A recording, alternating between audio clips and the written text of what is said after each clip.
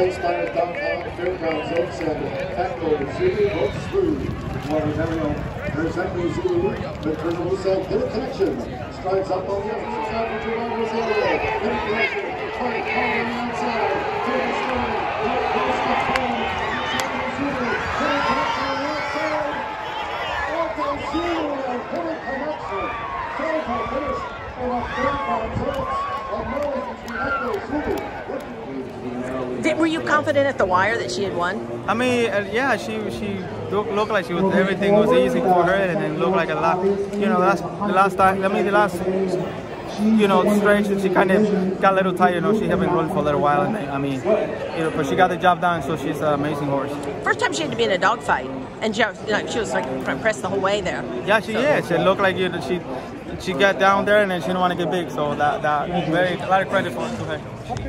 Champion 2-year-old season, gave her a break, and she came back spot on and wins the Fairgrounds Oaks off a layoff. You know, what a tremendous filly she is. How have you seen her come along? You know, everybody about her the same. You know, I mean, she just was such a brilliant filly last year. She's really got a straightforward attitude. You know, just come see you, willing to train, willing to see what you're doing, and just, I'm wanting more of the same. How has Epicenter looked since being here last? Epicenter's done wonderful here at the fairgrounds. You know, he came down and settled well. Every one of his works all winter long. One's looked better than the next. He's had a solid run. Great win in the Gun Runner, narrow loss in the LeComp, and then looked great in the Risen Star. But you know, we today Louisiana Derby, $1 million, mile and 3/16. So keep adding to what you're doing. Well, you probably talked about Echo that she was able to, she was in a big fight. Off a layoff, you know, just not giving it to her, knowing the fillies are up to speed. She got a break, and you know, off the bench to compete at this level. You know, wins the Fairgrounds Oaks, the Bret. You know what I mean? It's the Fairgrounds Oaks, and it's the great 3-year-old fillies that have won, the multiple great 3-year-old fillies that have won that. She's on the list now. We're very proud of that.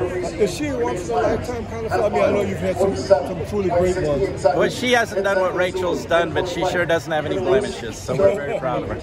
What about the Kentucky Oaks? Because I know going into the earlier this year, you know what we see today. She'll go to Churchill on Monday, as expected, and she'll go with the Fairgrounds Oaks trophy in the van with her. You know, she's got that on her resume, and we'll train her there, and she'll answer the question.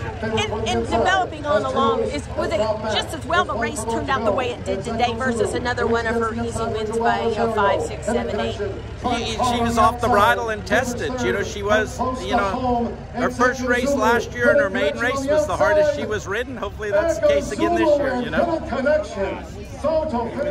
You would not do it. You know, the races will dictate. You're having her back running, you know, great day, beautiful weather, fast racetrack. 4 wins. No excitement. You know what I mean? The answering the bell. You know, she did all of that as a 4-year-old, but what did it take out of her? You know, for her to come over this environment, it's a big day. You know, not sneaking up, not, you know, took the pressure, responded, and is the Fairgrounds Oaks winner. Well, this was the first one. You know, we had to get by this one. You can't win them all if you don't win the first one.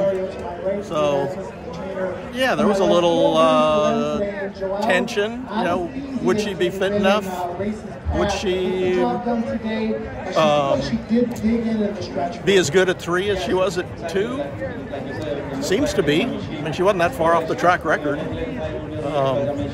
And, you know, fought to the wire. She's never had to do that before. She's usually had it all her own way and dug in and got the victory. I really thought we got a head down on the wire. It was that close, I thought. Obviously, it didn't look that way because they posted it pretty quick. But, you know, she did everything but win. I mean, you got to tip your hat to Echo Zulu. I mean, she's coming off the layout. We had a little advantage on her. I was hoping she would get a little more pace pressure earlier than she did. And it kind of forced us to, look, Ray had to move a little early and wide to give herself a chance to win. And looked like she did everything but win. I mean, you have to be just very proud and pleased how she ran against the unbeaten champion. And as you're looking ahead to, you know, I mean, obviously, today was the day to catch her.